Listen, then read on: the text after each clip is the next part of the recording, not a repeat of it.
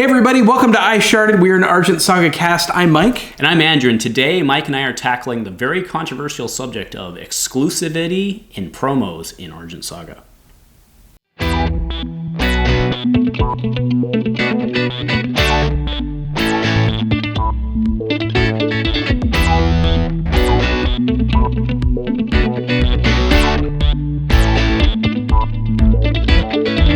All right, guys, so exclusive promos in Argent Saga. So what am I talking about when I'm talking about that, Mike? So ARG has decided to release certain cards that are playable upon them being released at tournaments that can only be had at those tournaments. And a lot of times they have to travel to them, like Indianapolis, Richmond. That there will be a promo, and only the players that take part or place a certain level will receive these playable cards. And they're always pretty good. Right. So this is something that some games do and others do not, right? So there's been, not just Argent Saga, but there have been many games in the past that they release playable promos that are only obtainable through doing certain things, whether it be attending an event or, in other cases, doing well at certain events, right? Like top 4 are the only people who get these promos. And these promos are exclusive, playable promos that cannot be obtained through other means. Right, and they're not just alternate art or separate, like, graphic. These are playable cards that are real good, right, and are unique to that, as opposed to like other companies like Fantasy Flight, for example, on our Star Wars Destiny side. They never make a new card; it's just different versions of said card, correct. Right? Like you may have the one copy of the special alt art of that card in the world, but it's not a different card as far as the game goes. Right, and it doesn't give you any sort of competitive advantage. Correct. Okay. Right. So what Mike and I are going to do today is kind of go into that discussion a little bit now. Mike and I are actually, we both kind of, you were telling me you've gone back and forth on the issue as well, right? So what we're going to do is we're going to take kind of a debate style on this. Mike is going to take the pro exclusive promo position, and I'm going to take the anti-exclusive promo position. And the reason that we're doing it this way is because this tends to be a very divisive topic, right? It's very binary and polar. People either tend to love the idea of exclusive promos, right, and other people tend to hate the idea of exclusive promos. So let's just very briefly, before we get into our debate, for lack of a better word, explain why would someone hate the idea of an exclusive promo? Sure. And just, I think the biggest reason is because you have one and I don't like that. Like that's probably like the core of the problem is it feels like a very rich get richer kind of thing. Like, I'm already really good at Argent Saga. I already spend a lot of time and money doing it, so I'm going to go to this event. I'm going to get more stuff that's going to make me even better at it. So that's, I think, very polarizing. Like, that's the main reason why you get at it. And especially if that card or set of cards is then brought to a local. Like I travel to Indianapolis, I get these cards, I come back to Portland, we play it at a re-release, right? And I've got 3 GZs and you losers don't. Right. That's hard. Right. So that creates some issues. Yeah. Fair enough. And then, so the counter argument then would be, why do people love it? Correct. Yeah. So I don't want to talk. There's two reasons here. People love it because they like having something that you don't have. Right, it shows that I have accomplished something. Right, I've gone and traveled and paid the iron price or won and earned my way up. Correct, right. From a business standpoint, it's super healthy for a company to encourage event attendance. If you are giving out a card you can only get at this event, you all of a sudden go from only having 100 attendees to 216. Right, at a random championship event in the middle of Indianapolis, like at a non-convention. Yeah. Well, and it's not just to drive up numbers. It is to drive up numbers, but it also encourages those people in the case that they want to sell those promos, because there are people who can't make it. Because going to a con costs, between the hotel and the travel, depending on how far you have to travel, it can cost upwards of $1,000. Sure. Easy. Oh, yeah, easy. Especially Gen Con. Yeah. So if you can recoup some of those costs by selling a promo on eBay for $200 or $300, then a lot of people will do that. or may choose to do that, right? But on the counter side, right, you get people who, a lot of people who get into these type of games are very collectionist, right? They want to fill out the collection. If they are into something, they want to own every piece of that game. True. And so I actually want to reference Rodney from Watch It Played. I don't know if you're familiar with his channel, but he does a great job over there. He had a very great episode on one of his episodes, which I'll link to, which is Am I a Collector? And basically in that, he goes through Kickstarter exclusives and how there are a subset of people out there who will never invest or never put into a game that has a Kickstarter if they don't feel that they can get everything out of the game, right? They don't like the idea that they can't own every single part of the game. Right. Okay. So does that, that I think feeds into a lot of the pure hatred on this is someone wants to feel that even if it costs them $1,000 to buy all of the boxes that they need to get their set, that they could still possibly do that without having to win a game. Yeah. Okay. Right. So non-competitive, but a completionist. Right. Okay. And maybe you see it different in more, or maybe you see it in different games to different levels because, like, for example, a Star Wars game, like, there are people who are going to be more apt to try to collect everything in a Star Wars game versus trying to collect every Magic card. Or an Argent Saga, which has, like, a brand new IP. Right. And that's the example. Right, correct. Right. So let's then go into our debate, for lack of a better term. So convince me, Mike, why is exclusives are the dumbest thing I've ever heard? Why am I wrong? Okay. You were wrong because ARG is a smart company. This is a company made up of players, by the players. They understand the psyche of the type of person they would like investing in their game. And these are the type of people that are very goal-oriented. Mm-hmm. Exclusives for high finishes and for traveling encourages people to do so and get better.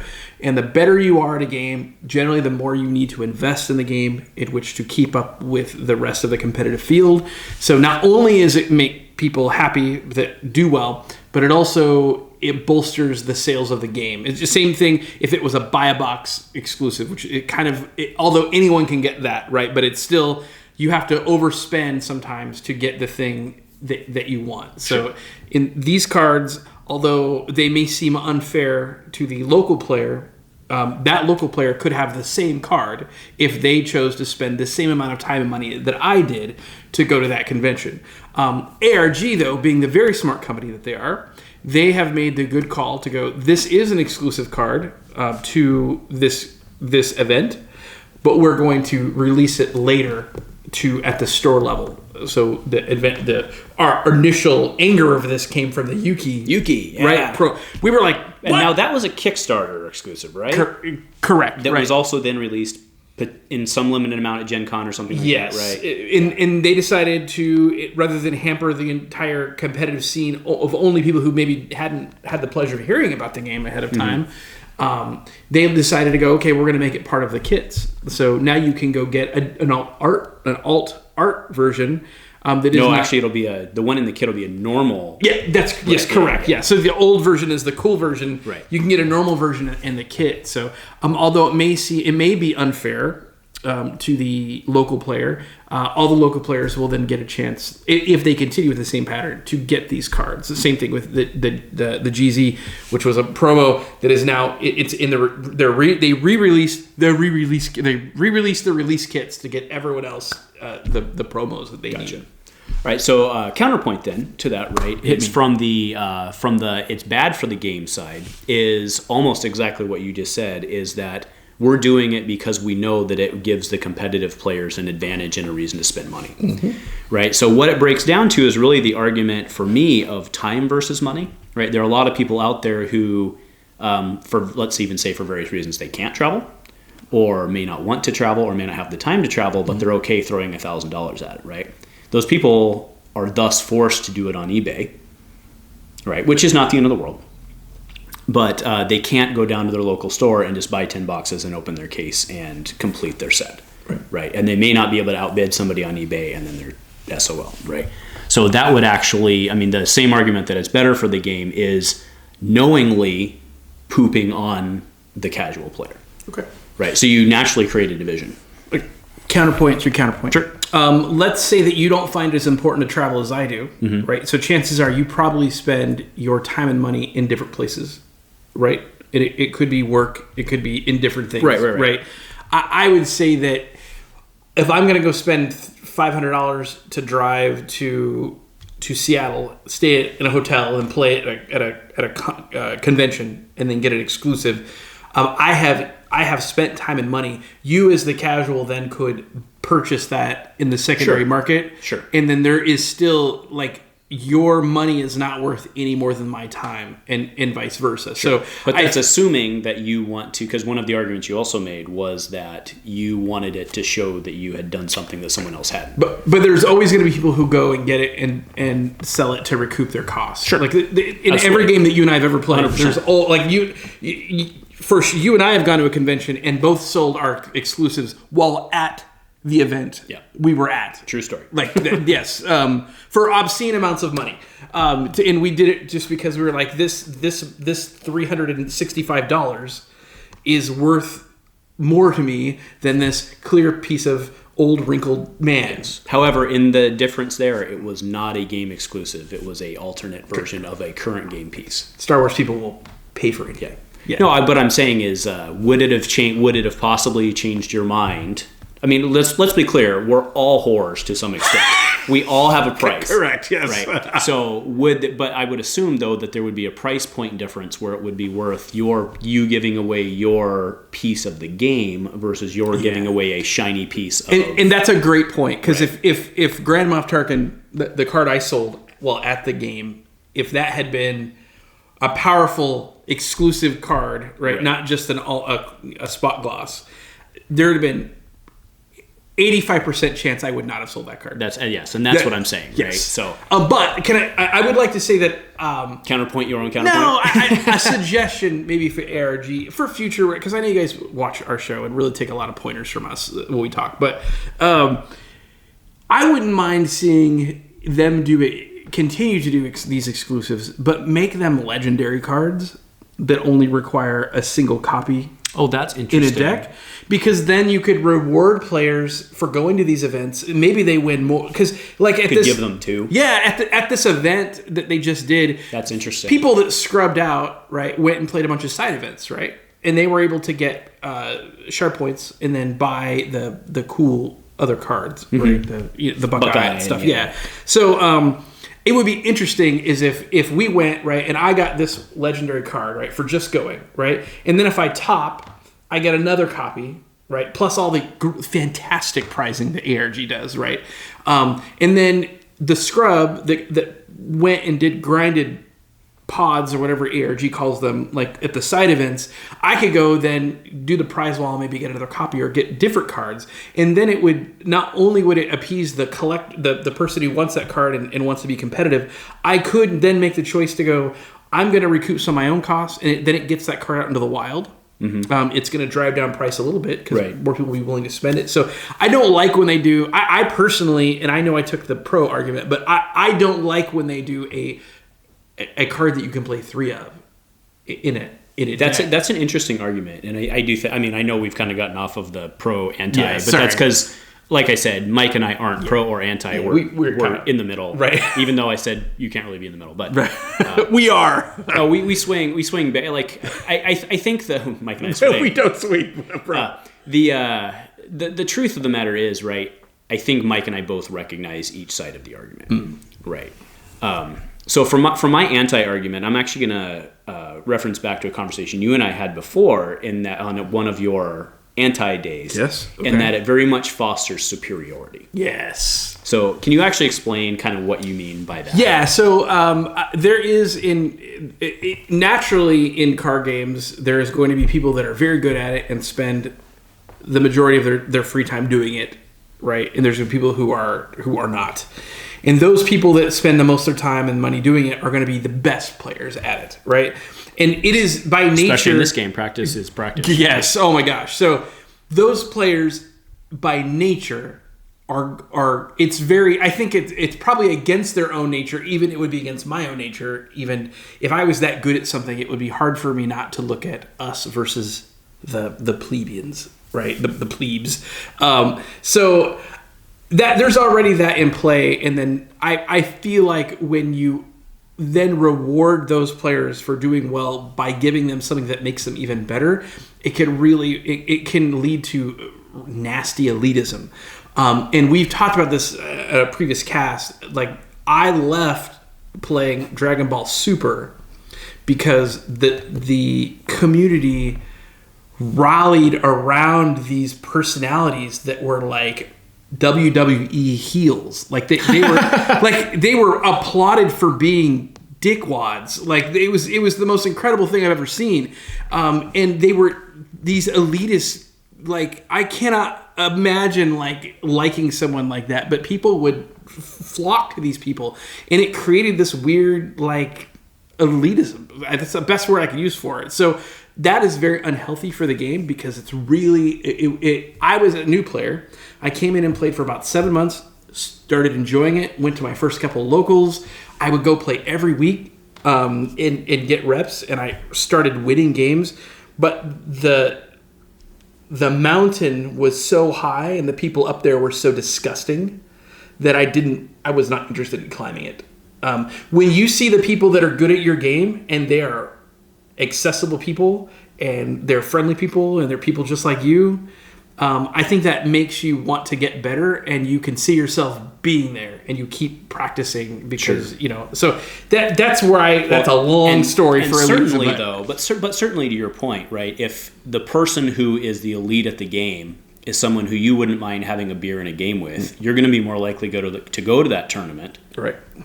Which then can, in the exclusivity realm, somewhat close that divide. Whereas if you have the elitism present, it's going to actually further the divide. Yeah, I'd say that's true. Right. So I do think that is a risk of the exclusives. Yeah. And you actually used a game reference. I actually, on my anti-argument, I want to use a reference. So back in the late 90s, I played a game called Warlord Saga of the Storm. Great game. You have the weirdest games you played. Oh, this was a great game.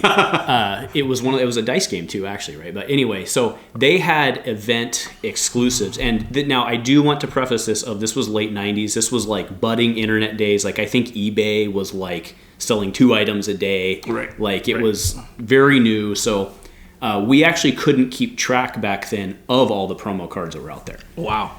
Right, so because it was, well, there's this tournament and there's this tournament, but, the internet wasn't like a developed thing, right? So like they had kits flying around, but nobody knew where all the kits were, and it really destroyed the game, because some of these, like, you have to win the tournament to have this card, they were like huge, like win the game type of get it in play type of cards, and the game just fell apart from that.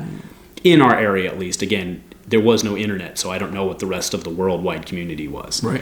But that really killed our game, because you'd have the guy who won the tournament, and then he could win every tournament because he could play that card and win every other tournament. Right. And then everyone was just like, why am I here? Right. So I very much saw the exclusive promo thing fall apart in that, or just not fall apart, destroy a game from that perspective. Right. And I mean, again, ARG seems very with it, so maybe that won't happen. Maybe if they do follow this pattern of they release a promo and then 9 months later it becomes more easily accessible. Right. It's like tier 1 scrub, tier 1 plus 9 months equals scrub. I don't know. But you bring up an interesting point about how the one player gets the card and then continues to go to these events, and because he has the card, right, can win. We're actually very insulated here in our area, because we're on the West Coast, by the way, so hashtag West Coast problems. We are nowhere near any sort of competitive play. Like we are like a 6-hour plane ride. Long-standing problem of the West Coast. Right. So we are very insulated from any sort of person going to a tournament and bringing back a set of these cards, because in Argent Saga, to have 3 Yukis, you had to do some work, right. to get that. Now, if we were in, say, New Jersey, right, where a person could conceivably travel by car, a long car ride, to Indianapolis, right, for this last championship, and then turn around and make another long car ride to Richmond, and then make another in your backyard to Atlantic City, which was where the pre-release event was, right? Like, so in that sort of environment, I think it could get worse than what we feel, because right now our meta is so small. We have such a small meta. We have like 12 players right now, and our group never, not one time did anyone ever play Ergon. Not once. In all the games we've jammed 150 games between. And with us saying that, I just heard 10,000 people click the X. Click, right, yeah. But we were experimenting with other stuff, and all of us really didn't want to go out and get deck lists or anything. So that's true. We were playing different stuff. We had a lot of people play Dark and Hoenna, yeah. So I mean, yeah. So I think in an area with more people, it probably would seem more oppressive. Like I would agree with that. Than it is here, where we don't, like I went and bought a Twilight Knight right on eBay, and I felt kind of dirty about it, like because I was like the only kid in for about a week that had a Twilight Knight. Right now, everybody's got them. Yeah, I mean, yeah, that's fair. All right, so I don't want to belabor this too much because honestly, again, this is a very polarizing charging thing that some people get spun up about both ways, right? I mean, obviously, the people who are good want to be good more and get rewarded for it. Screw everybody else, and the rest of the people who are on the other end don't want them, right? And it makes sense on both arguments. And I think it's one of those things that people are just going to have to, I wouldn't say disagree and commit on, because that's just the way it is. Like, there's no commit because that's the way it is. Right. But it is interesting to explore both arguments and how to deal with it. So, I don't know. So, thanks for having the friendly debate discussion. That's no problem. Again, let us know in the comments what you think. And try to keep it civil. Remember that I do use the band hammer if things get out of hand. Right. We love you guys. So just like I said, if you have just say what you think, but be gentle. We're new at this. We do it because we love it. So. Well, I just mean, especially towards other people. Yeah. If someone comes on and says something and you disagree with it, let's keep it civil. So anyway, with that said, like, subscribe, help us grow the Argent Saga community. Yeah. And if nothing else, go Commando. Go Commando. Thank you.